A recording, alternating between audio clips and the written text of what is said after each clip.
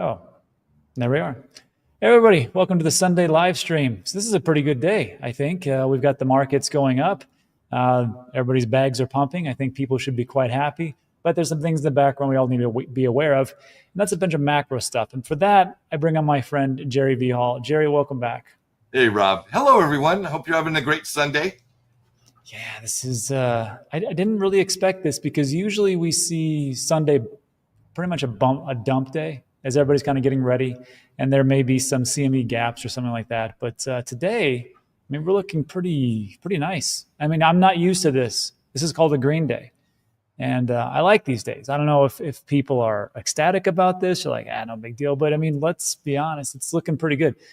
Bitcoin's at 105,000, almost 106.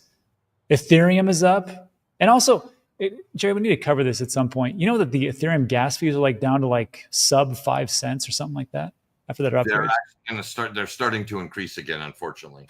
Do you think it's because of people actually using it now, and then they're like, hey, as the usage goes up, then of course the Ethereum fees go up? Or do you think it's going to? Yeah, that's probably what it is. Well, sorry, Ethereum. Anyhow, XRP 4%. Actually, let me take a look over here. Bitcoin. Let me refresh this. Let me see if it hasn't crashed already. Oh no.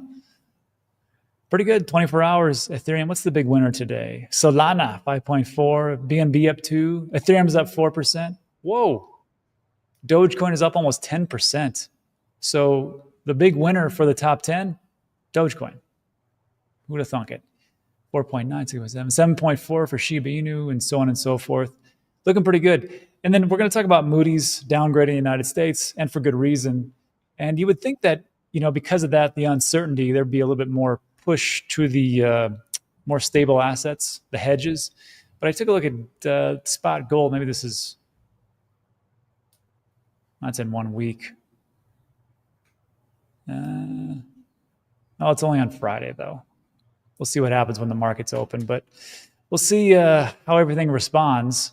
And that will come down to it. But I know we're having a nice little rally right now. But remember, these rallies don't mean too much, especially if we haven't hit all-time highs. We're just kind of seeing like lower highs, which is great and fun.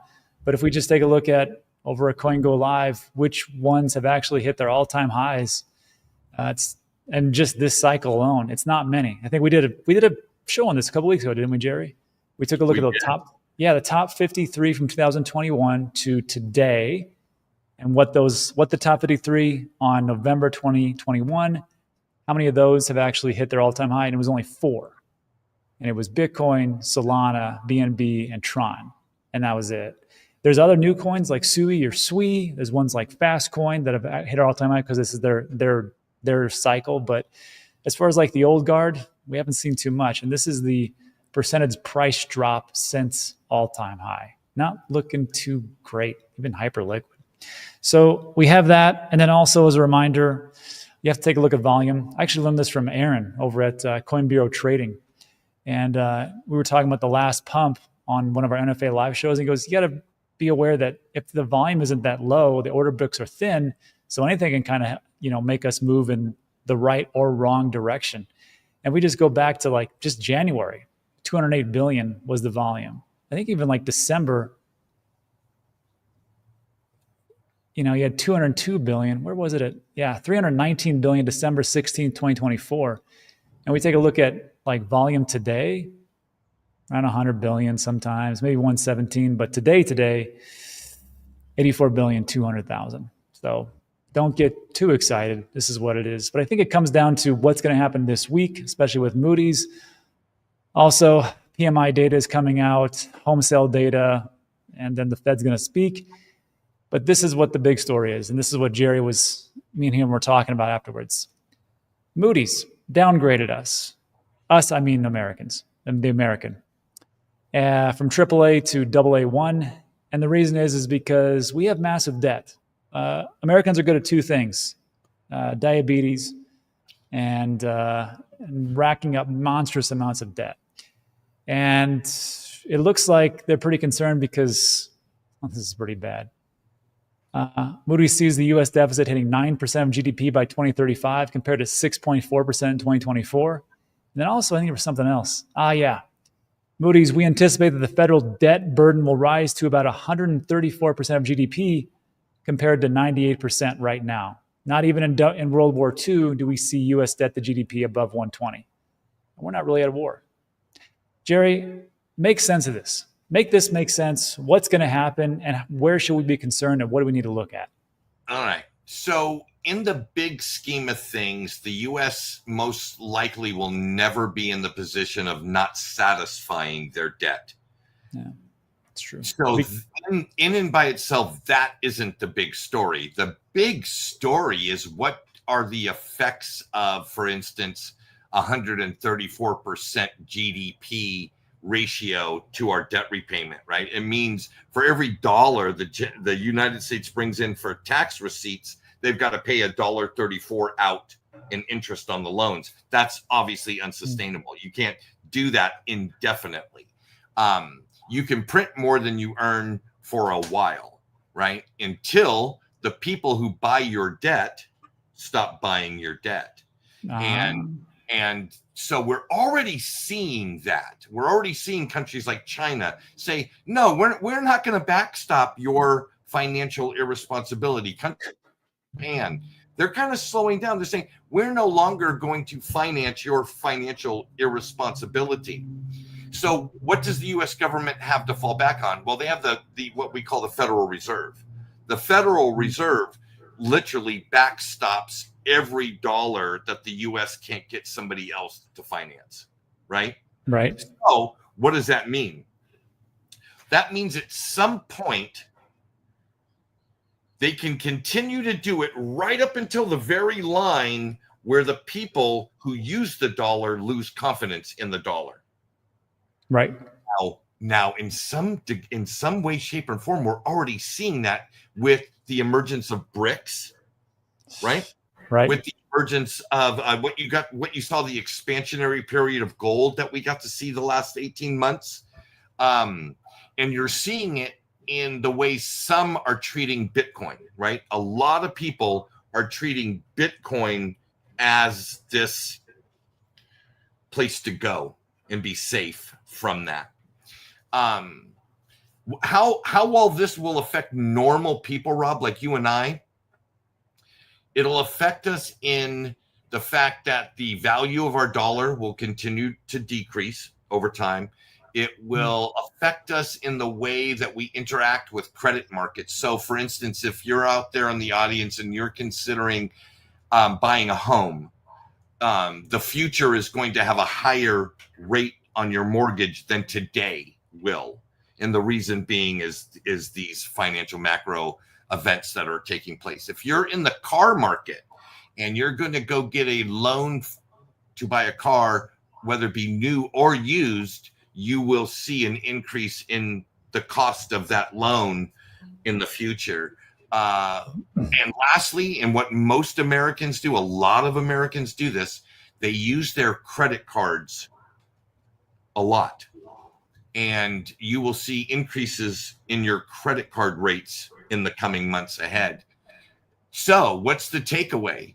Reduce your debt now while you can. Don't take on new debt, and try to get into assets that are going to escape and beat inflation, i.e. Bitcoin, i.e. gold, i.e. real estate. So if you can do it now, don't put it off till later. That's kind of the message I'm getting, because this is a one-way ticket, right? You can't come back from this. Pretty Our well monetary policy in the game is in. Oh, sorry. This is important to understand. This thing with Moody's is not new. All the way back in 2011, the S&P Global Ratings brought the U.S. down. That was 2011. 2003, Fitch did the same thing. So Moody's was kind of that last vestige of AAA rating, right? So if all of these other places have already downgraded the U.S., then and Moody's is now everybody says the U.S. is no longer AAA. This affects us in a cost of capital. You want to borrow money? Okay, no problem. It's going to cost you more. Just like it would cost the guy with a 560 credit rating more to borrow money than it would cost the guy with a 660 rating. And just like it would cost the guy with 660 credit score, it will cost him more for a loan than the guy with 760 as a credit score. That's gonna affect, like we talked about before, the average Joe and Jane, because unfortunately the average Joe and Jane, for them to get around this cycle, they don't do assets, they don't do equities, and they believe that, you know, gold and silver is archaic, and who's going to hold that? And also, of course, they think that Bitcoin's a Ponzi scheme, and of course, altcoins are Ponzi schemes, which actually some are. But the fixed income element of our population. So those folks that are receiving a fixed pension, a social security payment, annuities, all those kind of elements. Yeah. Yeah, that's another thing. And then and it decreases the yield of bonds. Oh, sorry. No, go ahead. So when you're talking about decreasing the yield in bonds, it's like a big inversion, right? Right. So when the yield increases, the value goes down, and vice versa. And so it's like, where do you go? The only place to go are the assets that you know beat inflation, right? Real estate, gold, well, not gold, sort of kind of Bitcoin for sure, that kind of stuff. You know what I mean? But we're already preaching to the choir. It's what about the 2 billion people out there that haven't learned this process yet? They're going to get hosed, as they've been getting hosed over the last 40 years. They're going to get more hosed faster. Well, that's just par for the course. That's really what happens. And you know, like, I know everybody here who is watching, I think my channel skews more towards the more rational investor and more entrepreneurship type of individual. I think that's why, like I go on other channels and I take a look at them, and it seems like there's a lot of people freaking out about certain things when we go down. Like today, no one's really freaking out about, you know, this little pump. And even if we were going down, they wouldn't really freak out too much. I think a lot of people have, you know, they understand that they can't do what the normal, like we said, average Jay and Joe does. And it just comes down to like this thing that we've always talked about, which is if you're not investing into assets, I can't give you financial advice, and tell you what assets to get into. But I tell you, a lot of people just live their lives just like this. They go around the Monopoly board, which going around the Monopoly board is, to me, is like working a 9 to 5. And they're trying to avoid paying too many things, like landing on Boardwalk. Heck, they can't even land on the first row, because that'll bankrupt them. I don't know if you've ever played this, Jerry, but I used to love playing this game with my family. I used to bankrupt all those fools. I'd talk to my brothers, and I'd talk trash to them, because I'd always buy this first row, that, like, we call it the slum alley, and then they just land in it, and I just jack them up the race and say sorry, and then I'd bankrupt them. But that's essentially what is happening to people. They just go around and around. They pass go, which means they get a paycheck. They don't put in any other assets, which would be, like, in this case, real estate. And that's like the big thing.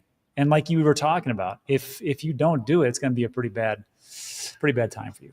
And it's getting harder and harder, right? That's the thing. It's getting harder and harder. And unfortunately, the mechanism is not going to fail during our lifetime, right? I believe there's enough roadway in this messed up monetary policy lifespan that you and I will not see a different one appear. This will continue to be the course of action, which means if you follow this line of thinking, that's another 30 years. So you can wait till it changes, or you can play the game by the rules that are in place now. And I would suggest understand the rules that are in place and start playing the game to win. And if you could play the game to win, that's why we're all here. So yeah, right. But there are some bad things in the background. But again, I think people that are watching the show, I think they're doing okay. Hey, here's a good question. I like these ones. This is from Bodan. The debt is made up. Who are we in debt to? Is debt all made up in the background, Jerry? Is it just? I don't think so at all. It all started with ledgers, right? Plus and minus, asset liabilities. And for a very long time, the U.S. had enough people to buy its debt that were outside of the U.S., the Japanese, the this, the that, the Australians, the Chinese, for God's sakes, was the largest holder of our debt, and I believe still is. But that is decreasing. And who is taking that debt on? Well, the people that are taking that debt on don't even have the money to cover the debt. It's the Federal Reserve. The Federal Reserve doesn't have money. What it has is a ledger. They have a ledger. And again, it's based, their ledger has value because we put value in the US dollar. And the US dollar is run by the US government, and the US government has put its faith in the Federal Reserve. It's this weird kind of almost Ponzi kind of weird kind of thing, but that is the way it is. And so who is this? Who is this debt belong to? Well, there are people that own the debt, people like you and I, if we have bonds. There are countries that own our debt. All of it's easily trackable, but the majority of it is with the central bank, the Federal Reserve, that doesn't have the money to cover the debt. And the only reason they're allowed to do it is because we have faith in the US dollar. We keep using the US dollar. This is what it comes down to. That's what it comes down to, baby. The faith, and it's backed by the full-fledged service of the United States government, right? That would be the whole valuation of the dollar, pretty much wrapped into a nutshell. Absolutely. And then the same thing would come down to Bitcoin, because people always ask me the same thing. Well, why does Bitcoin have any value? Because it's not backed by the U.S. government. It's backed by something more important than the U.S. government. It's backed by the individual globally. And if they believe there is value, because there is value. There is value in what it does and what it can do. Also, it's immutable. And let's be honest, it's actually, I think it could be a good peer-to-peer transaction type of monetary asset. And there is a real scarcity. I shouldn't say scarcity. There's a real finite about it. It's not just, we'll just print some more like we see with a dollar. It's 21 million. That's pretty much it. And even all the different forks that have come out, Bitcoin Gold, Bitcoin Cash, Bitcoin SV, they all stuck to the same thing. They knew how big finite would be, so they stuck with 21 million. All of them, all the forks. So if we have that and people start to understand where inflation comes from, it's not from the greedy corporations like Elizabeth Warren likes to talk about. It's from the biggest corporation in the world, and that's the U.S. government. So anyhow, that's let's talk about some good stuff. So we don't know what's going to happen. On the brighter side of the news. On the brighter side, yeah. I don't want to talk about crypto Karen too much. We'll go away from that one. But I just want to talk about the things that we need to be aware of this week. And this week, like we had talked about, we're going to see what's going to happen with this downgrade. In the past, this was pretty interesting also. In the past, in 2011, the S&P downgraded the U.S. credit rating from AAA to AA+. And then the downgrade came with an 8% drop in the S&P 500 in 2 months. The 10-year yield fell, though, 35% within the first 2 months. So I'm wondering, maybe this won't be a big surprise. And I want everybody to not be surprised when they see the stock market potentially dump because of what happened. Because it was a weird timing. This actually came out I want to say late Friday. And it was actually right after the big beautiful bill from Trump, the Trump administration, was shot down in Congress. And then I think it was like 10 or 20 minutes after that, they released this. So don't be surprised. And everything shuts down on Friday night, Friday at 4:30, essentially Eastern time. So don't be surprised this happens. All right. Let's see. What else do we want to talk about? I think Lax guy in the comments hit it right on the head. He said, we've had downgrades before. It's a nothing burger. I don't know about the nothing burger, but definitely could present itself to be a really good buying opportunity for some of your things that you were hoping to see go down 12% or 15%. That's a very real possibility over the next 5 days, starting on Monday. Yeah, I can see it. I'm hoping actually there's a big dump, but that's just me trying to be greedy and accumulate a little bit more. Hey, also, I was going to I was starting to think about this MicroStrategy playbook and all the different companies that have really bought into crypto and actually how it's affected their stock price. And I couldn't find a website that keeps up to date with everything. I know Van Eck is trying to put out a report. So I just went to Perplexity. Actually, no, I went to Grok. And I asked Grok, hey, when did these people buy and what did they do for their stock price? And of course, it just spit out just a ton of different companies that have done this. And overall, and I'll link this in the description so you can take a look at this, but overall, it's done some pretty good amount of price action for the stock price. And it's not like they did anything special. MicroStrategy is not, it's a data analytics company. And of course, they went up pretty well. Marathon Digital, mining operation, it's volatile. And this was interesting. Galaxy Digital, which I thought was a publicly traded company already, but it is, but in Canada. But they just went live yesterday. And they actually went down on, this is the 16th, when Bitcoin came in. But Jared, I was just going to ask you, what do you think about all these companies starting to put, and it's a boatload of them actually. Let's see. Well, you know what? The planet. I'll tell you what I think. I think if you look back in history, and I'm going to just briefly talk about somebody that probably nobody understands or remembers. His name was Bob Hope. Very, very famous actor, comedian. But Bob Hope became extremely wealthy, not because of his movie career and as an entertainer. It was because of his real estate investments. And what he would do is he would form companies and they would literally have real estate as their treasury, right? And it was holding the real estate, leveraging that real estate and selling periodically that real estate that made him like the wealthiest man in Southern California. I mean, Bob Hope, really? Oh yeah, Bob Hope. I learned something very important from Bob Hope. It was invest in the path of progress. He did that with real estate. You and I are doing it with technologies. Our audience here is doing it with technologies, but it's the same thing. Invest in the path of progress. And what do I mean by, how does that relate to Bitcoin on companies' treasuries right now? Well, if you look at the S&P 500 and you think to yourself, well, if 493 of these companies are barely treading water from what they do as a core business, it's because of the way they run their balance sheet. They don't own a lot of things, right? They're based off of revenues, and revenues mean you have to sell things. Well, if you can be valued off of what you own and not how much you make, then you could be like Rob or Jerry or any of us investors, right? Our value is our portfolio, not the amount of money we make every day, trading our time for money. And so when corporations start acquiring assets, that they get better. Well, what did you know? Corporations in America cannot own stocks. Like Tesla cannot own Apple stock. Apple stock cannot own Google, right? They can own their own stock.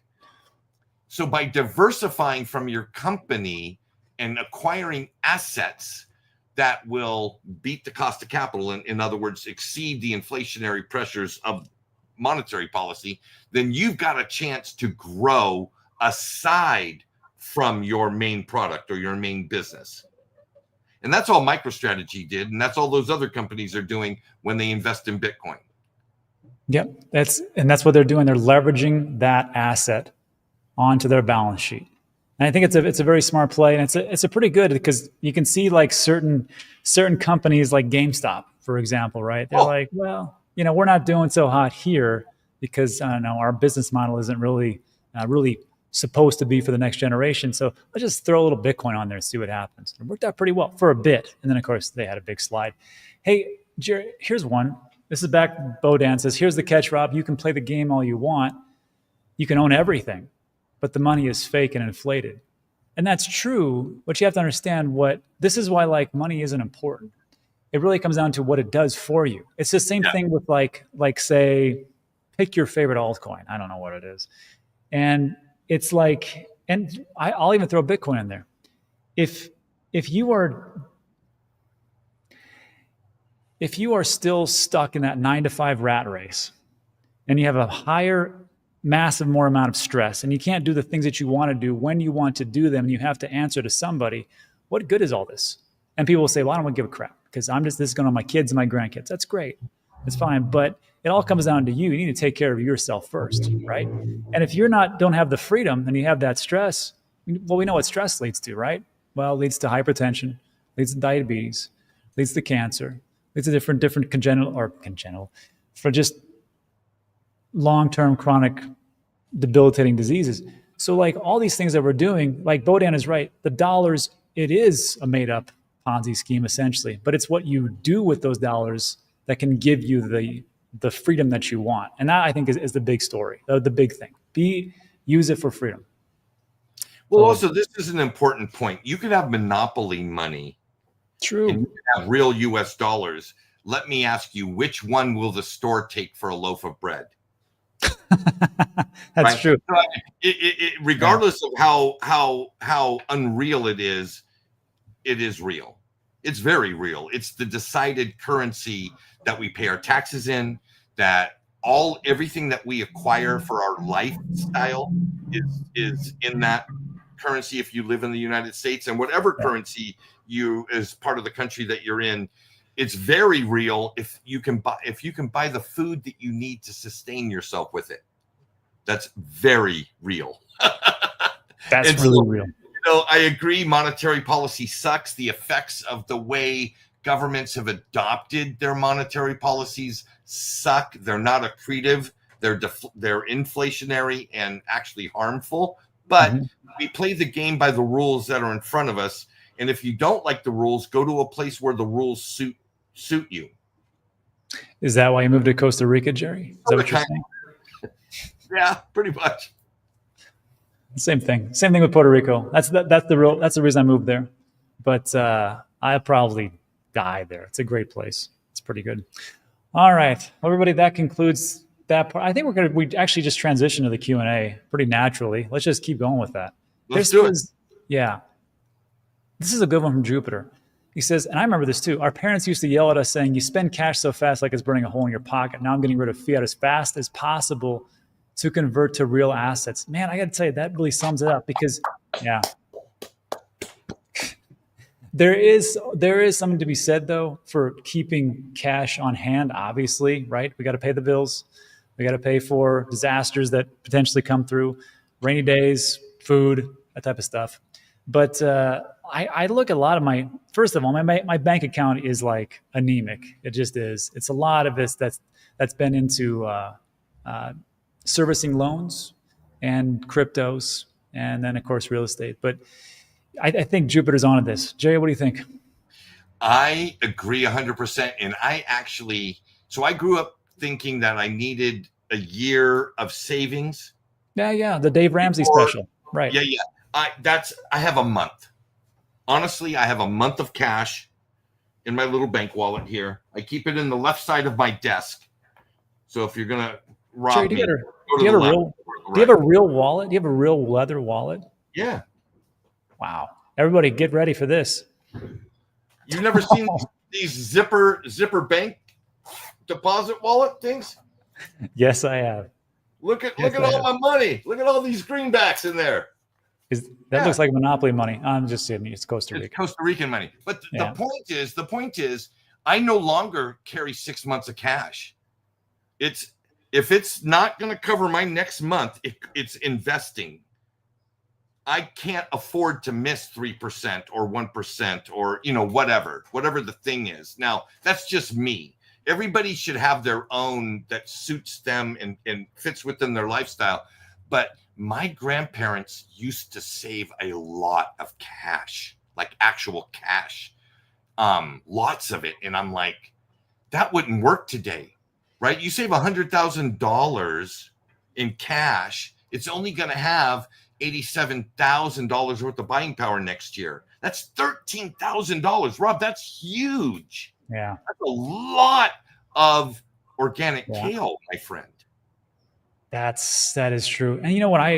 Well, there's two things. First of all, I remember my grandmother saying the same thing. You got to have a savings account. If you don't have a savings account, then something happens, which was pretty good advice, actually. You just had to, but the next evolution was, what do you do with that excess money? So I take a look at that. And then these assets that we get into, I would love to just take the income that I have coming in and just put everything into Bitcoin or to a specific alt if I really wanted to, and be able to use that to buy things. Because I'm like, well, if it goes up or it goes down, maybe I'll equate in the month. Because I don't think we're going to go into like a really bad, huge bear market where we lose 90% of our value. The problem is that when I use anything to buy stuff, let's just say, for instance, that I use like Cardano to buy something, right? Well, that's a taxable event. So I'm like, if it wasn't for that part, I probably would put everything into crypto and then just use that to buy that. But then at the end of the year, now I have to go through all those charges and figure out what the hell was taxable and what was not. Because in a month, I mean, let's be honest, if you put your, let's say you work you're a 9-to-5er and you make, $3,000 a month. You put it all into Bitcoin. Well, maybe in 1 month that 3,000 is worth 4,500, and then you spend more of that. Well, now you're on the hook for short-term capital gains, and it's like that's whatever it's on a progressive tax form. So, like to me, I'm like, I wish I could do that, but I can't. So, let's see. Well, I think what it does, Rob, is it takes us back to stressing the importance of monetizing what we can for additional revenue streams, right? Like, I'm one of those guys that if I was still living in the United States, when I was done with my quote unquote 9-to-5, I would plug my car into the Uber network while I'm listening to digital asset news podcasts. I would try to monetize that vehicle. If I had a spare bedroom, I would clean it and make it look nice, take really cool photos, and try to get it connected to Airbnb so that I could bring in some extra revenue stream. And one of the things the digital age is showing us is that networks need nodes, and node operators are needed, right? Like Cardano would not function if it didn't have you stake pool operators doing it. Same with Avalanche, same with this. Bitcoin network would not be anything without the nodes and the miners who make it happen. And so what we've seen unfold over the last 15 years is an entirely new way to look at business, right? Yeah. And so I'm encouraging everybody to look into the networks that you believe are the future and that you're invested in. Take it beyond owning the token on a speculative basis and think about how can you participate in that ecosystem to further the ecosystem, whether build something in the network, secure the network, but basically nodes, right? Learn about how these things are going to grow and then become a part of that growth path. Invest in the path of progress. Yeah, and progress is, in my personal opinion, it's AI. And if you can get into that sector, you're doing pretty good. Hey, yeah, exactly. Hey, switching gears real quick, talking about assets. Let's talk about gold for a second. This is a good question. And it's something that just came up in the last 72 hours. Bob says, Bob Saget. Unfortunately, I think Bob did actually pass away. Is gold even real now that CERN can turn lead into gold? Did you hear about this story? I did. But molecularly, when you can splice atoms to reconfigure into molecules, then obviously, yeah.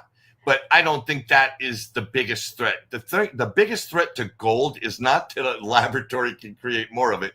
It's that the gold market rehypothecates it. So even if you think you're buying gold, you may not be buying gold. You may have a claim that 40 other people have. It's the auditing and the way the gold market has unfolded over the last 1,000 years is the problem with gold. Not this laboratory making it. I don't know. It's that same thing with the asteroid and all that stuff. We'll see. The biggest threat to gold is the gold market itself.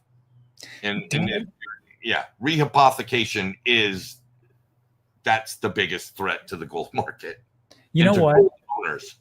Yeah, exactly. You know what's funny? I remember back in 2021, people talking about, and it was the gold bugs. They were talking about rehypothecation because they were angry about that.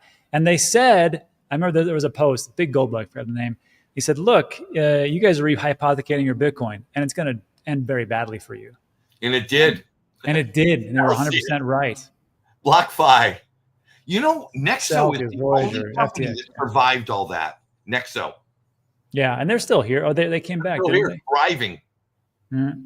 Yeah. So there's something we said. And then I was just going to point this out. The second part here was that I know people were excited about that. I mean, people who hate gold and want, that, what is it, 14 trillion, 20 trillion market cap to go all the way into Bitcoin, which would pretty much put Bitcoin to $1 to $5 million, something like that. But remember what happened was this was for a second. It wasn't like they just waved the wand and that was it. And I don't know what kind of cost for the power to actually do this and what kind of compounds they would need, but it lasted for a second and it wasn't a great deal amount. We're talking about atoms. So I don't see that gold is going to be lead is going to be turned into gold and it's going to take over the entire gold market. I just don't see that happening, but I could be incorrect. Let's see. What else we got? Gold is real. It's a shiny. Oh, that's true. Schmitty is correct. We all got to eat. Goat says, if you don't have kids, keep it that way and buy Bitcoin. That way you don't have to work for anybody. Again, all about happiness. Yep. Go to where you're treated best from Nomad Capital. That's very true. Very Beneficial true. rules. Okay. Rate cut in June, 80%. You mean an 80% chance of a rate cut in June? I don't know. Let's see if the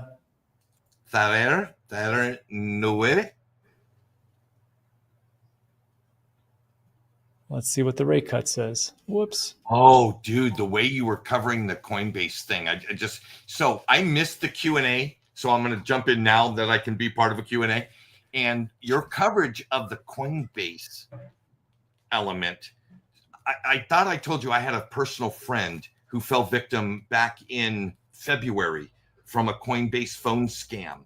Ended up getting remote control of his laptop, which did not get them access to his Coinbase account, but his Exodus wallet. And he got drained to $780,000 within the matter of 90 seconds of giving control of his laptop to that thing. Because he got me on the phone. He got me on the phone while this is happening. I said, cut the connection. Stop. Under no circumstances do that. You've got to cease and desist. And he unplugged the thing, his Ethernet cord. But in 90 seconds, they took control of his computer, said they were going to work on his Coinbase issue while they found his Exodus, did a thing, bypassed his little stupid password thing, and drained him $780,000. There was some that they didn't get. There were some alt like ERC20s that they didn't get, but everything else, all the Bitcoin, the Ethereum, the Solana, the good stuff. $80,000, and this was in February. Imagine what it would be today. Walk me through that again, because I'm gonna share with everybody a story that just came to my personal email. Got a phone call that the caller ID stated Coinbase, 800 number, an 800 number from Coinbase on a Sunday afternoon.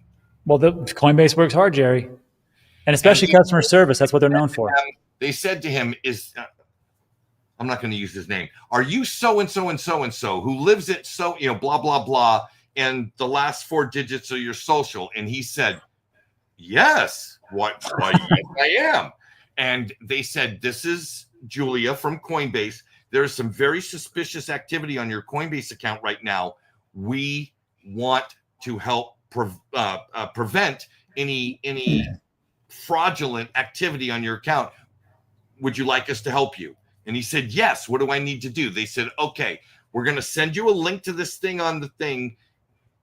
They gave him a deal, and somehow by talking to him on his phone, they were able to produce a link in his email. He went to his email, he hit the link, he agreed to give access to his screen, his computer, to them, and that was the way it went. Boom, boom, boom, boom, boom, boom, boom.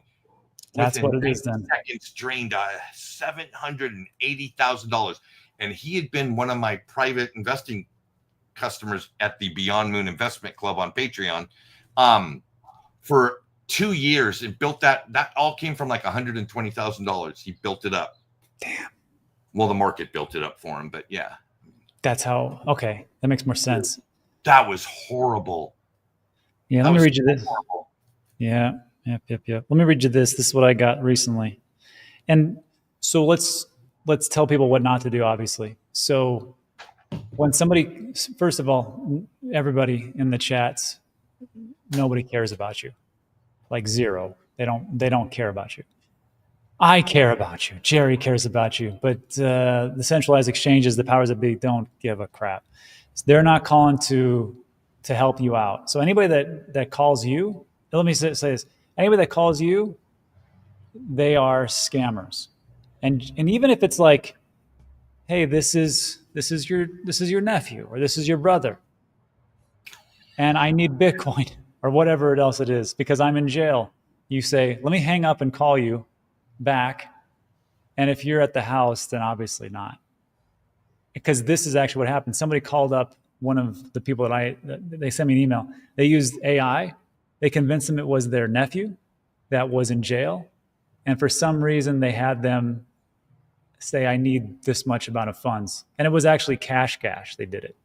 So that's one thing. But this one that I got, this was this week.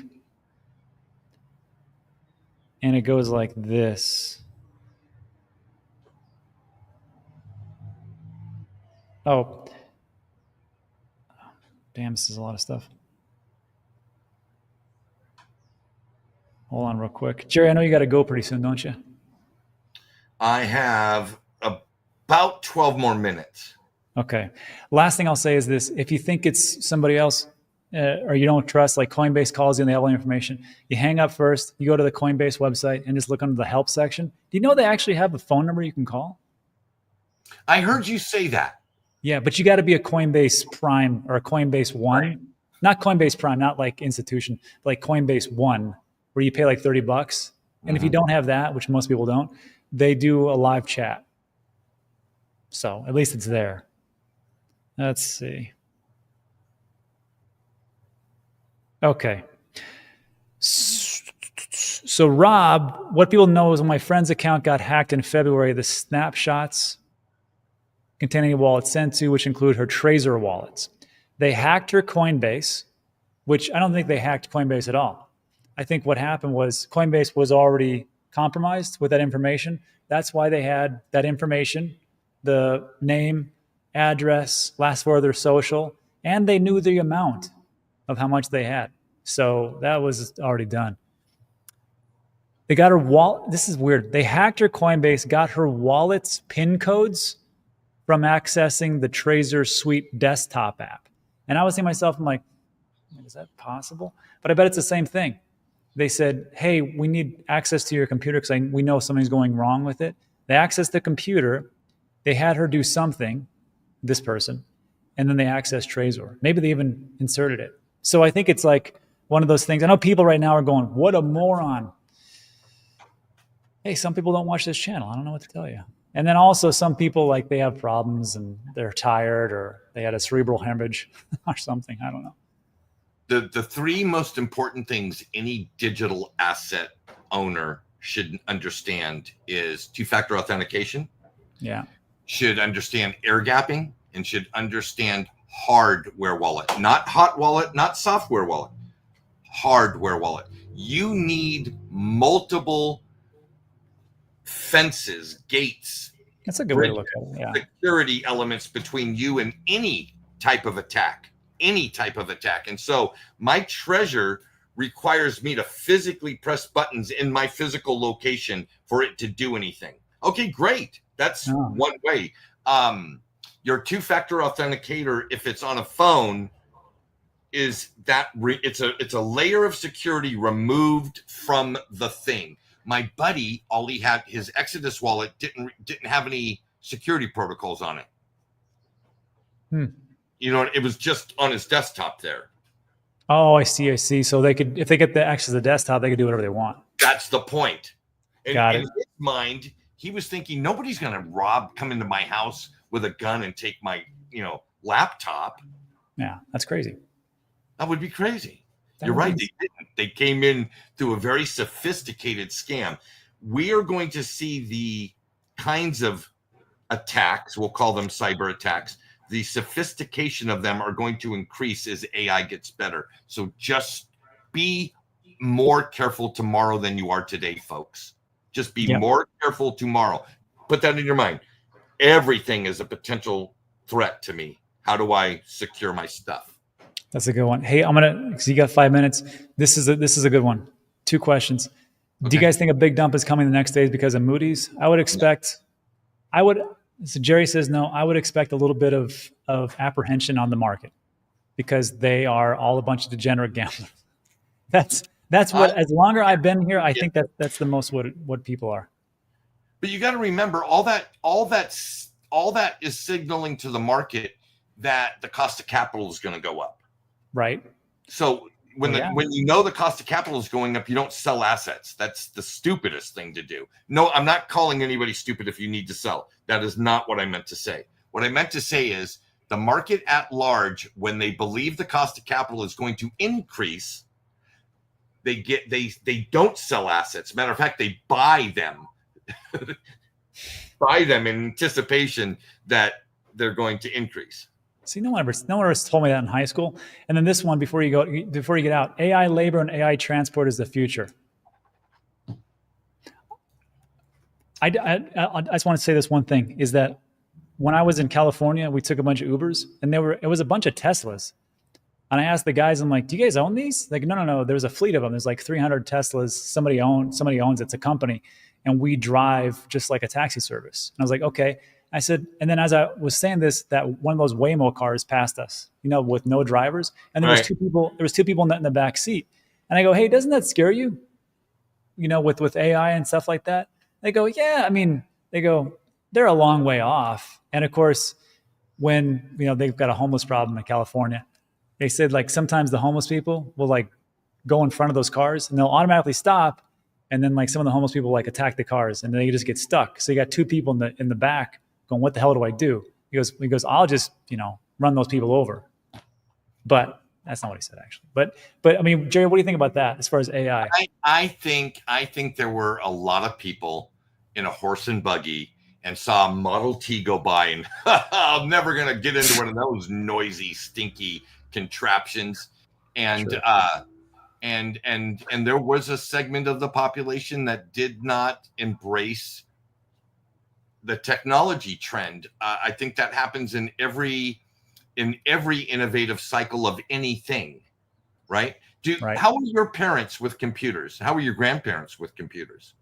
No, my grandmother didn't have a computer. Yeah, exactly. My grandmother lived to 98 years old. So she died in 2013. My grandmother died. So she had literally 30 years to engage in that. She didn't. Yeah. I think there's going to be a segment of the population that's like that, and we just have to accept it and love them anyway. Yeah, exactly. Some people don't need it. Good for them. Exactly. All right. Jerry, you got to get out of here. I don't want to keep taking you, my friend. Thanks, everybody. All right. See you later, Jerry. Ciao. Wake up next week. Adioso. Let's see what else we got. Guys, we'll do a little bit more, and then that's it. It's always good to have Jerry, right? Isn't he a smart guy? He's a smart guy, one of the smartest. Some people say one of the smartest guests I've ever had. Really good guy. Most fantastic. All other guests, disasters. Little Trump for everybody. In case you haven't heard of him. Let's see. I'm coming on the quick. Panama's better for business. That's how Jack Mallers does it. Yeah, I don't know how he does that with Bitcoin. My parents used to yell at me saying, don't damage that spare kidney. Again, you only need 10% to stay off dialysis. Let's see. And what else did I miss? Especially that Ben guy, so sketchy, very sketchy. He always does the same videos, Bitcoin dominance. Which this last one was actually pretty, it was pretty good. It was only 30 minutes. I was waiting for the hour one. Let's go for that. Peace out, Jerry. Thanks, Jerry. Thanks, Jerry. And I think that's it.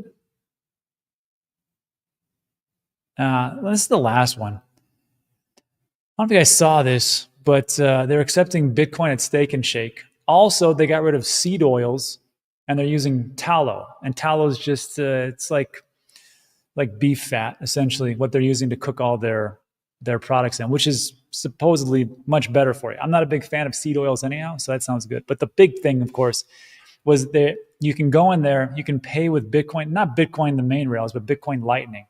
And I saw it. I saw how some people were doing it. They would just scan, it would zip, and it wasn't like, it didn't take a long time, and they didn't comply. Oh, it's Lightning, so it's supposed to be extremely fast. But I wonder how that's going to work. How many people are actually going to use Bitcoin to buy Steak and Shake? That would be some good information. But I'm glad to see that it was what Satoshi had envisioned in the very beginning for peer-to-peer transaction, a medium of exchange. So let's see if that can last. But that's it for today. So everybody, thanks so much for stopping by. Appreciate you. Like today's video. And also, thumbs up and subscribe. There's also a link to follow Jerry on his X account, and you can get some great alpha like what he just spat over here. So thanks so much, everybody. I appreciate you. Enjoy your Sunday, and we'll see you guys on the next one. Adios.